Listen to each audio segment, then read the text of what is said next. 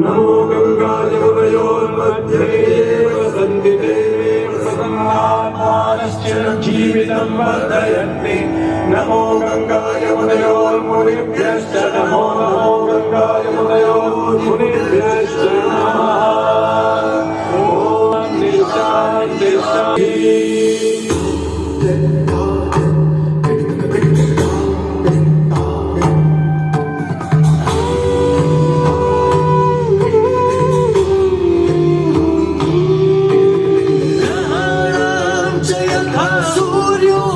नक्षत्राणां यथा शशि तीर्थानामुत्तमं तीर्थं प्रयागाख्यमनुत्तमम्।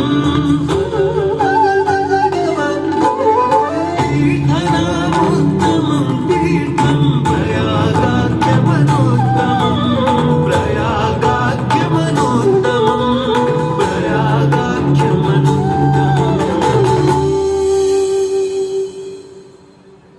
सूर्य ग्रहों में श्रेष्ठ है और चंद्रमा नक्षत्रों में श्रेष्ठ है, उसी प्रकार प्रयाग सभी तीर्थों में सर्वश्रेष्ठ है। पद्म पुराण में वर्णित ये श्लोक जिस तरह प्रयाग की विशेषता को दर्शाता है, उसी तरह इस पावन क्षेत्र का गुणगान करने वाली अनेक पौराणिक कथाएं, किंवदंतियां एवं कहानियां आज भी जनमानस में प्रचलित है। ऐसी ही एक पौराणिक कथा है जो भगवान ब्रह्मा को प्रयाग से जोड़ती है। मान्यताओं के अनुसार भगवान ब्रह्मा को यज्ञ करने हेतु एक दिव्य स्थान की आवश्यकता थी, जिसके चयन को लेकर वे बड़ी ही दुविधा में थे। अपनी दुविधा के निवारण हेतु भगवान ब्रह्मा नागों के देवता महाराज शेषनाग के यहाँ पहुँचे और उनसे कहा, हे आदिशेष, मैं यज्ञ करने हेतु इस सृष्टि में एक ऐसा स्थान ढूंढ रहा हूँ जो दिव्यता और पवित्रता की दृष्टि से सर्वोत्तम हो। क्या आप मुझे ऐसा कोई उपयुक्त स्थान बता सकते हैं जो सभी तीर्थों में सर्वश्रेष्ठ हो? जगत रचयिता को मेरा प्रणाम। भगवान, मैं धन्य हूं कि आपने मुझे इस योग्य समझा। क्यों ना आप स्वयं ही सभी पवित्र स्थानों का मूल्यांकन करें। ऐसा कीजिए, आप तुला के एक पलड़े पर सप्तपुरियों को रखिए और दूसरे पलड़े पर भगवान विष्णु के स्थायी निवास प्रयाग को रखिए, जिसका भार सबसे अधिक आए। मेरे विचार में वही सर्वश्रेष्ठ तीर्थ होगा।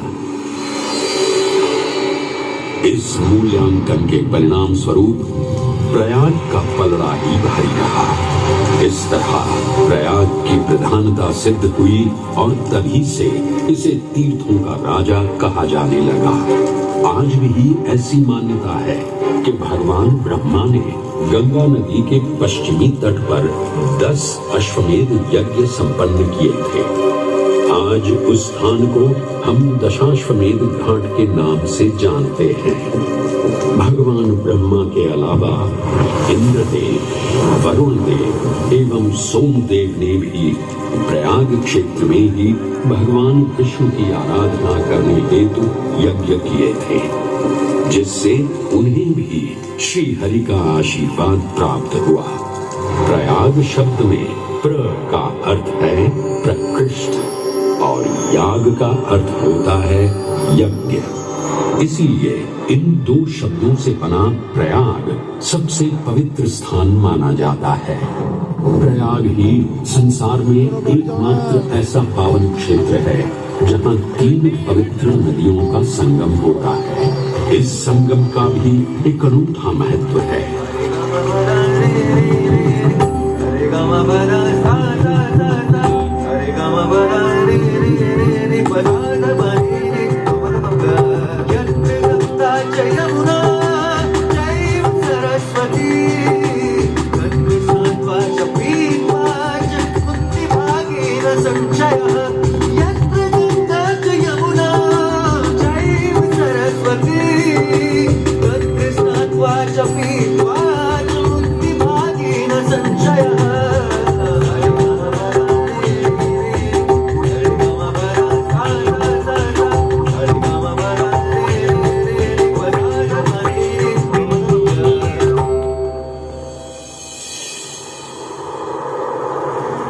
में गंगा, यमुना और सरस्वती जैसी 3 सबसे पवित्र और पूजनीय नदियों का दिव्य संगम होता है। इन नदियों के संगम में स्नान करने एवं संगम का जल ग्रहण करने से मनुष्य मुक्ति का अधिकारी बन जाता है और इसमें किंचित भी संदेह नहीं है। ब्रह्म पुराण में ब्रह्मा जी भी कहते हैं कि प्रयाग में सरस्वती जी अदृश्य रूप में आकर गंगा जी से मिलती हैं। इसलिए इस क्षेत्र को सरस्वती तीर्थ संगम भी कहा गया है। सरस्वती नदी के अदृश्य रूप से मिलने के पीछे भी एक पौराणिक कथा सुनने को मिलती है। ऐसा माना जाता है कि बद्रीनाथ क्षेत्र की गुफाओं में जब वेद व्यास जी भगवान गणेश को महाभारत की कथा सुना रहे थे, तब उस क्षण सरस्वती जी हिम शिखरों से टकराते हुए अपना मार्ग बनाती हुई बड़ी ही तीव्र गति से बह रही थी। सरस्वती नदी के इस तेज बहाव से उत्पन्न होने वाली तेज ध्वनि वेद व्यास जी का ध्यान भंग कर रही थी। इसलिए महर्षि वेद व्यास जी ने सरस्वती जी से वेग और ध्वनि को कम करने का आग्रह किया, परंतु उनके अनुरोध उपरांत भी जब सरस्वती नदी के वेग एवं ध्वनि में कोई कमी नहीं हुई तो उन्होंने क्रोधित होकर सरस्वती जी को श्राप दे दिया और कहा कि वे अब धरती के भीतर यानी कि पाताल लोक में प्रवाहित होंगी। तब से ये माना जाता है कि हिम शिखरों से उद्गमित हुई सरस्वती नदी उत्तराखंड के माना गांव से आगे अपने अदृश्य रूप में प्रवाहित होती है। आगे चलकर यही अदृश्य रूपी मां सरस्वती प्रयागराज में गंगा एवं यमुना नदी से मिलकर त्रिवेणी संगम को पूर्ण करती है। ये प्रयाग नगरी पवित्रता का उद्गम है, जिसके अंश हमें वेदों एवं पुराणों में भी मिलते हैं, जिनमें वर्णित है सुरों असुरों द्वारा हुआ समुद्र मंथन। अमृत प्राप्ति के लिए सुरों और असुरों ने एकजुट होकर क्षीर सागर का मंथन किया, जिसके संदर्भ में पुराणों में विभिन्न कथाएं देखने को मिलती हैं।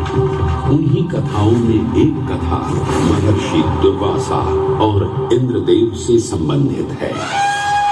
इस कथा के अनुसार ऋषि दुर्वासा ने इंद्रदेव से प्रसन्न हो उन्हें पारिजात पुष्पों की एक दिव्य माला भेंट की, जिसे इंद्रदेव ने साधारण पुष्पों की माला समझ स्वयं धारण न कर उसे अपने वाहक गजराज ऐरावत के मस्तक पर रख दिया। पल भर में गजराज ने वो माला धरा पर गिरा उसे अपने पैरों तले रौंद दिया। ऋषि दुर्वासा से ये अपमान सहन न हुआ और उसी क्षण क्रोधित हो उन्होंने इंद्रदेव को श्राप दे दिया। हे अहंकारी इंद्र, तेरा इतना दुस्साहस कि तूने मेरा अपमान किया। जिस वैभव एवं शौर्य पर तू इतरा रहा है, क्षण भर में ही तेरा ये वैभव, प्रतिष्ठा, शक्तियां सब नष्ट हो जाएंगी। अत्रि पुत्र दुर्वासा समस्त देवगणों को श्रीहीन होने का श्राप देता हूं।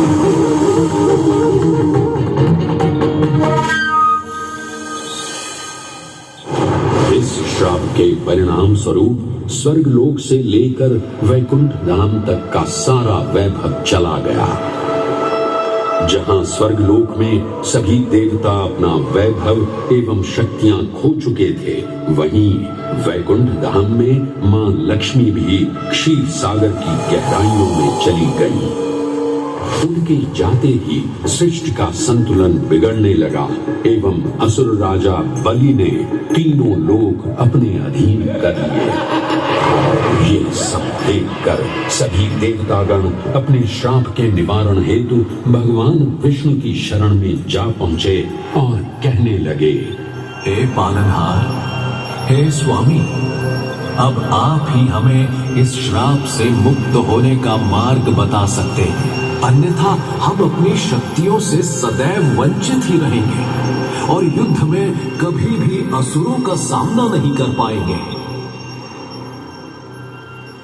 हे देवराज, ऋषि दुर्वासा के श्राप से सभी देवतागण जीवन मृत्यु के काल चक्र में बंध चुके हैं। इस काल चक्र एवं श्राप से मुक्त होने के लिए अब केवल एक ही मार्ग शेष है और वो है समुद्र मंथन।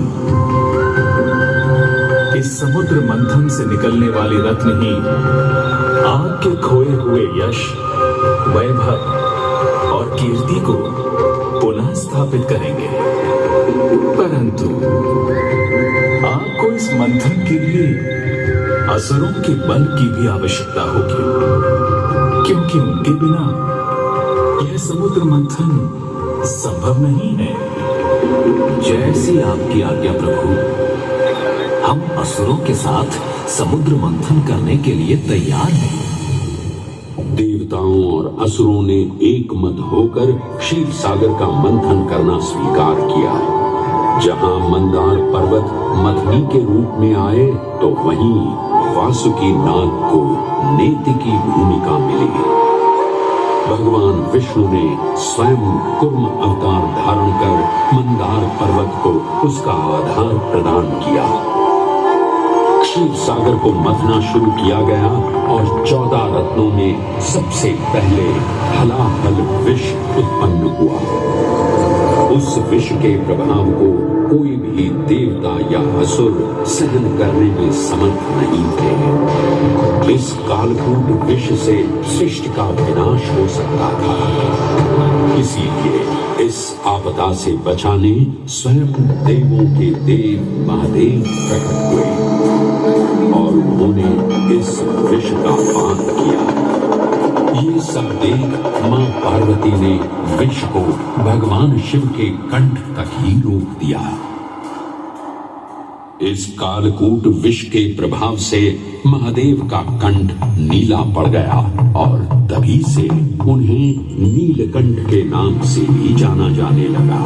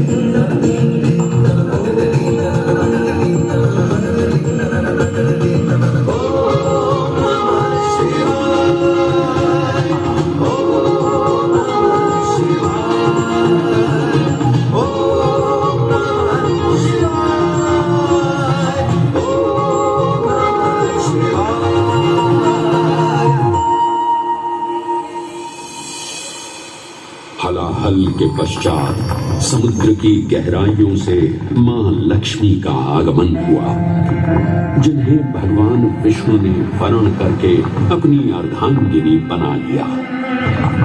इसके पश्चात समुद्र मंथन से एक एक कर कामधेनु गाय, पारिजात वृक्ष, चंद्र, कल्प वृक्ष, अपार सुंदर अप्सराएं, गंधर्व, शंख, उच्चैःश्रवा, वारुण एवं कौस्तुभ मणि जैसे अनेक रत्न उत्पन्न हुए। लेकिन सभी को जिस रत्न की सबसे अधिक प्रतीक्षा थी, उस रत्न का निकलना अभी बाकी था। अंततः आयुर्वेद के देव धन्वंतरी अपने हाथ में अमृत कुंभ लिए प्रकट हुए। अमृत कुंभ पाने की लालसा में सुरों और असुरों के मध्य एक घमासान युद्ध आरंभ हो गया। इसी युद्ध के दौरान स्वरभानु नाम का एक असुर अमृत कुंभ को अपने अधीन कर पाताल लोक की ओर चल गया। तब अमृत कलश को वापस पाने हेतु देवतागण अपने आराध्य भगवान विष्णु का स्मरण करने लगे। तदोपरांत भगवान विष्णु एक सुंदर अप्सरा मोहिनी का रूप धारण कर पाताल लोक पहुंचे, जिसे देख सभी असुर सम्मोहित होने लगे।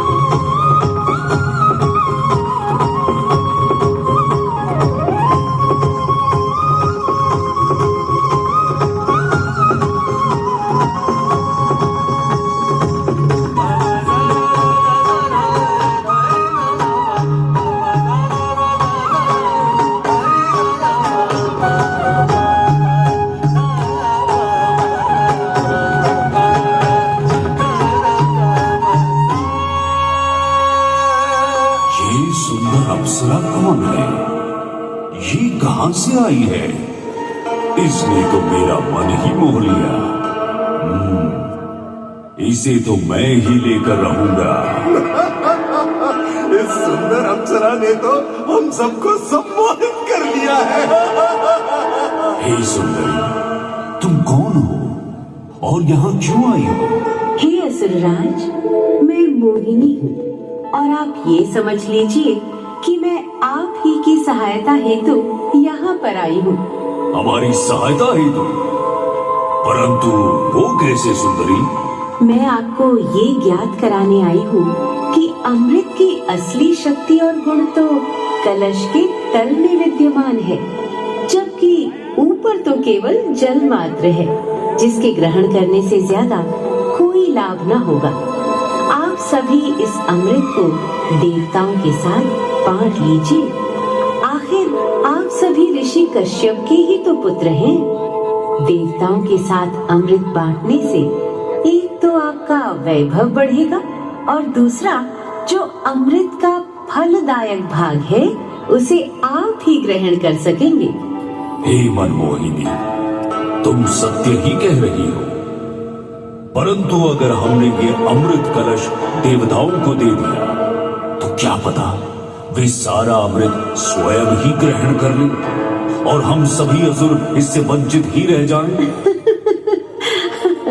आप निश्चिंत रहिए, ऐसा कदापि नहीं होगा। मैं स्वयं ही सभी सुरों और असुरों को अमृत पान करवाऊंगी और साथ ही साथ ये सुनिश्चित भी करूंगी कि अमृत का फलदायक भाग आप सभी को ही प्राप्त हो। बस फिर क्या था, भगवान विष्णु की अपरंपार लीला आरंभ हुई। जहां एक ओर सभी देवतागण विराजे तो वहीं दूसरी ओर सभी असुर। मोहिनी रूप धारण भगवान विष्णु एक एक कर सभी देवताओं को अमृत पान करवाने लगे, जिससे वे पुनः अपनी शक्तियां प्राप्त कर सके। परंतु स्वरभानु नाम का असुर जल्द ही भगवान विष्णु की ये चालाकी भांप गया और चुपचाप देवता वेश धारण कर उन्हीं के बीच में जाकर विराजमान हो गया। तब जैसे ही मोहिनी स्वरभानु को अमृतपान कराने हेतु अग्रसर हुई, ठीक उसी क्षण सूर्य एवं चंद्रमा स्वरभानु का असली रूप पहचान गए। ये ज्ञात होते ही भगवान विष्णु अपने मूल रूप में परिवर्तित हो गए और अपने सुदर्शन चक्र से स्वरभानु का सिर धड़ से अलग कर दिया। परंतु तब तक अमृत की 2 बूंदें स्वरभानु के कंठ से उतर चुकी थी, जिसके चलते वो अमरत्व प्राप्त कर चुका था। इस तरह स्वरभानु के कटे हुए सिर के भाग को राहु का नाम मिला और धड़ को केतु के नाम से जाना जाने लगा। माना जाता है कि प्रतिशोध की ज्वाला में ज्वलित राहु एवं केतु सूर्य एवं चंद्रमा पर ग्रहण लगाते हैं।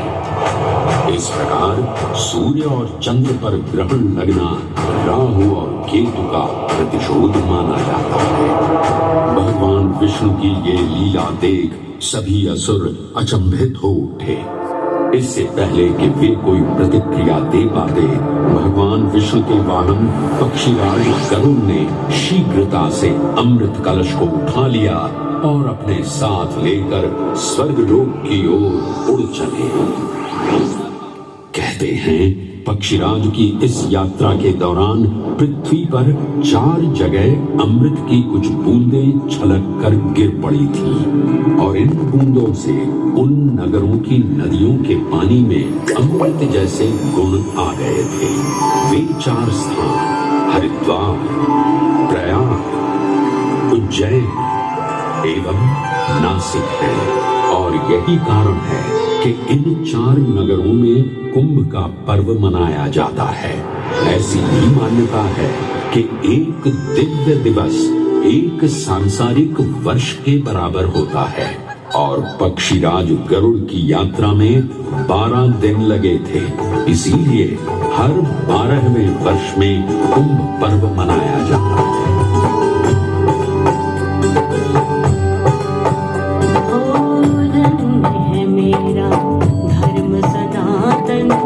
अमृत यहाँ की जलधारा, धन्य है मेरा धर्म सनातन। अमृत यहाँ की जलधारा, भक्त जनों का हुआ समागम, खुशियों का जय जयकारा, खुशियों का जय जयकारा। गंगा यमुना सरस्वती का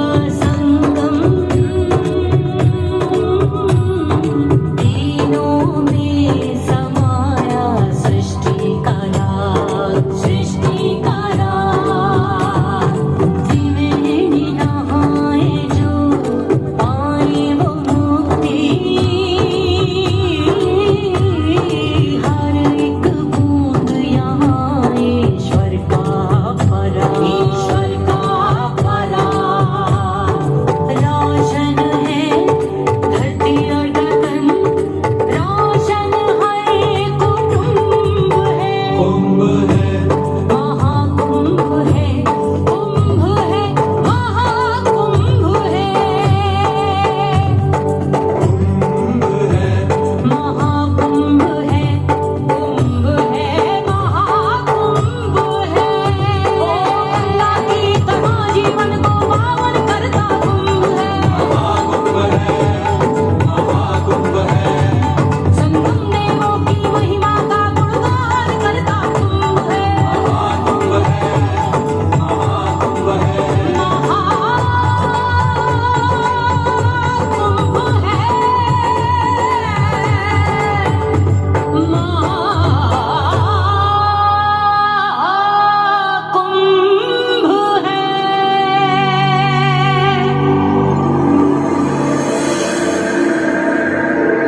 ग्रहों के अनूठे संरेखण से सुनिश्चित होता ये कुंभ महापर्व प्रयाग की भूमि पर उसी नक्षत्र में आयोजित होता है जिस नक्षत्र में यहाँ अमृत की बूंदें गिरी थी।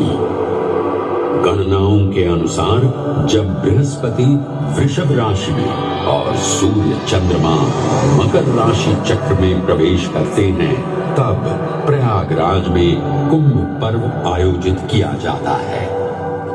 सनातन धर्म की प्राचीनतम धरोहर माना जाने वाला ये कुंभ पर्व भारत ही नहीं बल्कि विश्व भर से आए करोड़ों श्रद्धालुओं का स्वागत करता है। कुंभ पर्व केवल एक पर्व ही नहीं बल्कि एक तीर्थ का अवसर भी है। जहां लाखों करोड़ों श्रद्धालु कल्पवास के नियमों का पालन करते हैं। पौष पूर्णिमा से लेकर माघ पूर्णिमा तक चलने वाले कल्पवास के दौरान तीर्थालु सांसारिक सुखों को त्याग कर तपस्वी संतों की तरह कुटिया में रहते हैं। उनकी दिनचर्या ब्रह्म मुहूर्त में गंगा स्नान से शुरू हो संध्या वंदना और भजन कीर्तन जैसे आध्यात्मिक कार्यों के साथ रात्रि तक समाप्त होती है। श्रद्धालु दिन में केवल एक ही बार भोजन ग्रहण कर मानसिक रूप से धैर्य, अहिंसा और भक्ति भाव में लिप्त रहते हैं। ऐसी मान्यता है कि जो कल्पवासी मोक्ष की अभिलाषा लिए कुंभ पर्व में कल्पवास के नियमों का पालन करते हैं, उन्हें मोक्ष अवश्य ही प्राप्त होता है। पारंपरिक रूप से इस आध्यात्मिक पर्व की औपचारिक शुरुआत का श्रेय 8वीं शताब्दी के हिंदू दार्शनिक और संत आदि शंकराचार्य को दिया जाता है। उन्होंने न केवल 4 पवित्र मठों पुरी, श्रृंगेरी, द्वारका और बद्रीनाथ की स्थापना की थी, बल्कि सन्यासी परंपरा को जीवित रखने हेतु 10मान सन्यासी व्यवस्था का गठन भी किया था, जिसके अंतर्गत निर्वाणी, अटल, निरंजनी, आनंद, जूना, आवाहन और अग्निसात नामक 7 अखाड़े निर्मित हुए। आदि शंकराचार्य का उद्देश्य शास्त्रों के ज्ञान को आपस में साझा कर सनातन धर्म के दार्शनिक आधारों को सुदृढ़ और परिपक्व करना था। अतः धर्म की सभी शाखाओं को संगठित रखने हेतु आदि शंकराचार्य ने प्रयाग की भूमि पर कुंभ पर्व को पुनः आयोजित किया। आज के इस दौर में कुंभ पर्व की महत्ता का अनुमान इसी बात से लगाया जा सकता है कि यूनेस्को द्वारा मानवता की अमूर्त सांस्कृतिक विरासत की प्रतिनिधि सूची में इस पर्व को शामिल किया गया है।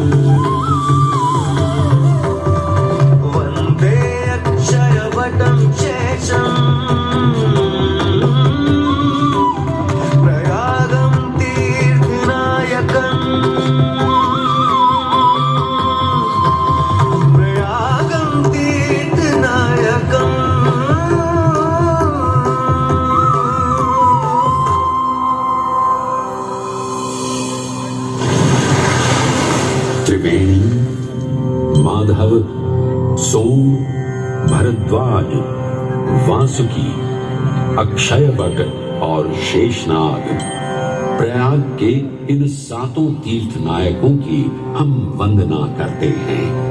परंतु उक्त 7 तीर्थ नायकों में वेणी माधव का ही प्रमुख स्थान है। त्रिवेणी संगम में स्नान के साथ साथ श्रद्धालु वेणी माधव मंदिर में दर्शन कर भगवान विष्णु का आशीर्वाद भी प्राप्त करते हैं। मान्यताओं के अनुसार वेणी माधव इलाहाबाद किले के परिसर में स्थित पातालपुरी मंदिर में एक पवित्र अक्षयवट वृक्ष के पत्तों पर एक बालक के रूप में विश्राम करते हैं। पौराणिक कथाओं के अनुसार अक्षयवट एक शाश्वत वृक्ष है जो भगवान विष्णु का स्थायी निवास है, जहां से वे सृष्टि का पुनः निर्माण करते हैं। त्रेता युग में भी अक्षयवट वृक्ष का उल्लेख देखने को मिलता है। कहा जाता है कि भगवान श्री राम, माता सीता एवं अनुज लक्ष्मण अपने वनवास काल में इस स्थान पर आए थे।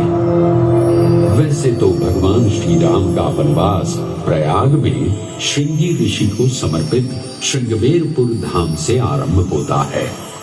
ये वही स्थान है जहां निषाद राज गुह ने भगवान श्री राम, माता सीता और अनुज लक्ष्मण को गंगा पार जाने के लिए सहायता प्रदान की थी।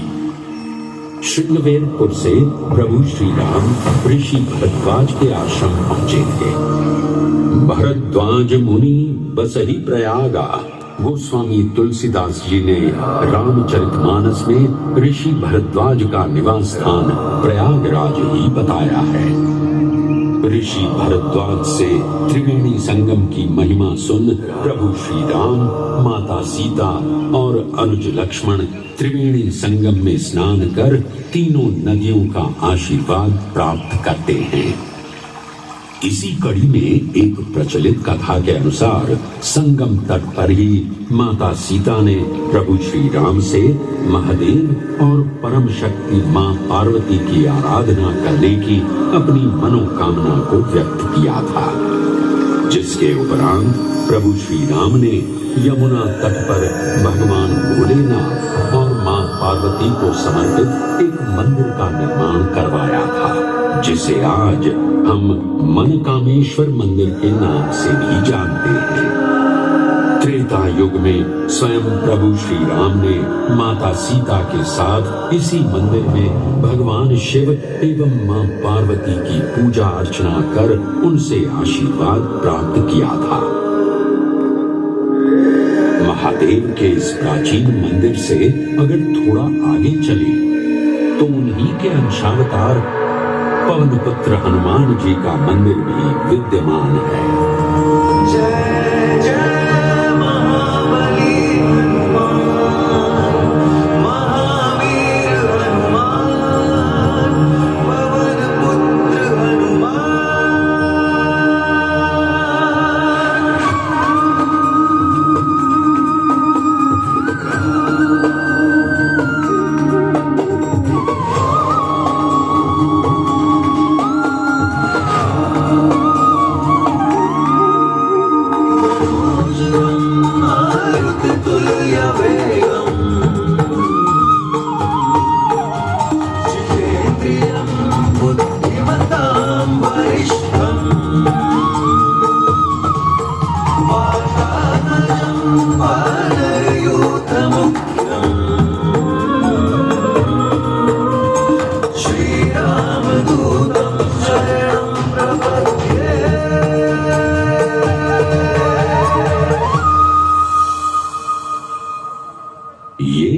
ऐसा अनूठा मंदिर है जहां हनुमान जी लेटे हुए दिखाई देते हैं।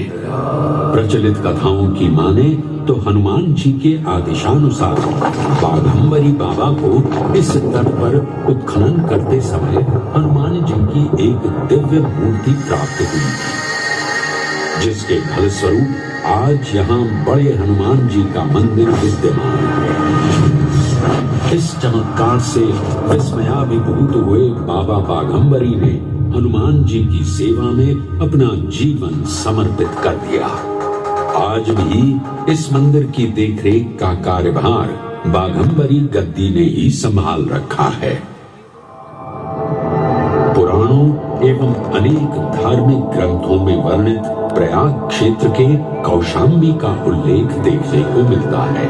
कौशाम्बी प्राचीन भारतीय वत्स महाजनपद की राजधानी थी। गौतम बुद्ध ने अपने तपस्वी जीवन के 6ठे और 9वें वर्ष यहीं बिताए और अपने अनुयायियों को कई महत्वपूर्ण धर्मोपदेश भी दिए।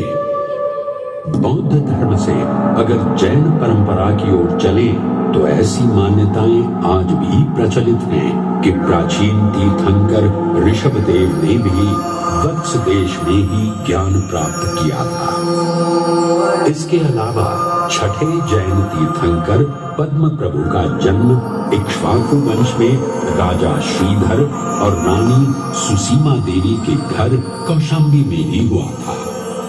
यहाँ तक कि मगध सम्राट अशोक ने भी अपनी शाही देखभाल के लिए इसे अपनी उपराजधानी बनाया था।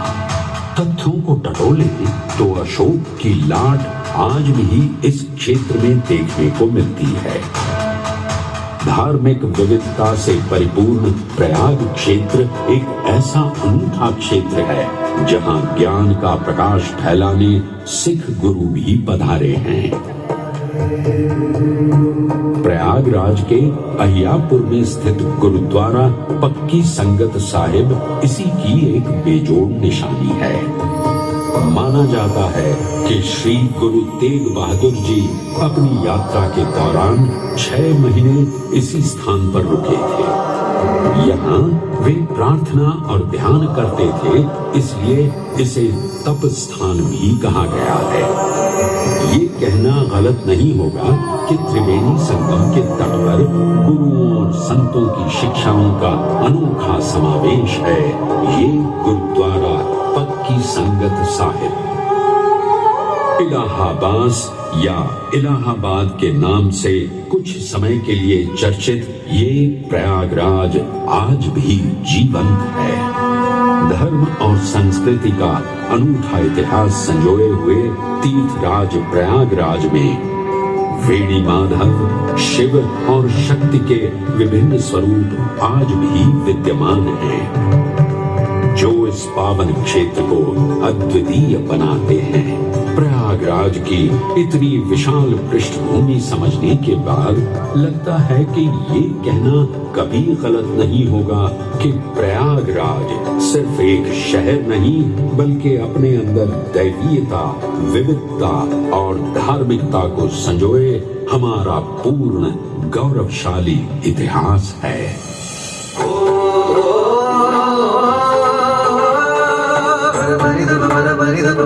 Sa sa sa sa sa